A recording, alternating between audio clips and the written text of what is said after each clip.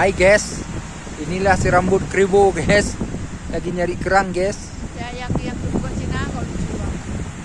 Yang coba aja ya. Api itu dompet yang tu. Dompet lu cok segala apa?